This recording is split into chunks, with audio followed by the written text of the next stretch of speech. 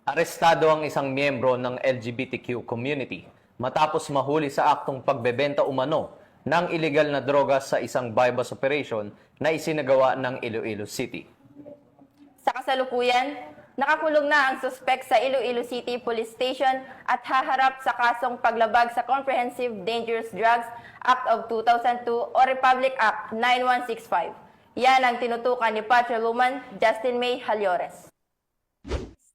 Ang miyembro ng LGBTQ community sa isinagawang bypass operation ng Station Drug Enforcement Team ng Iloilo City Police Station 1 sa Sagasa Street, Barangay Santo Rosario, Duran, Iloilo City proper. Nito lamang Sabado, 8 ng Nobyembre taong kasalukuyan. Kinilala ang sospek na si alias Rush, 28 anyos, residente ng Barangay Monica Blumentritt, Iloilo City proper.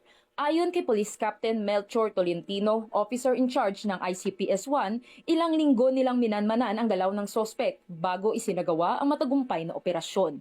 Lumabas sa investigasyon na si alias Rush ay nagbebenta di umano ng iligal na droga sa mga customer sa paligid ng city proper maging sa mga lugar na malapit sa fishing port area.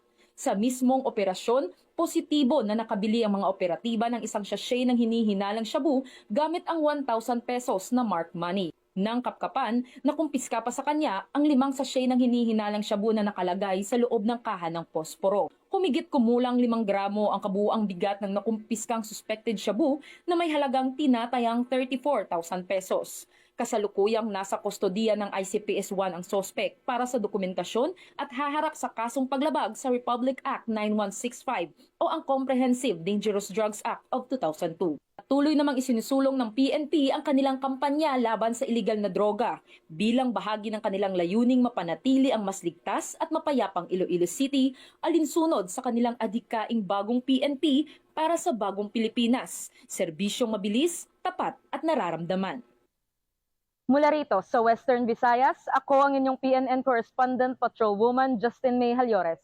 Alagad ng batas, tagataguyod ng balitang pulis.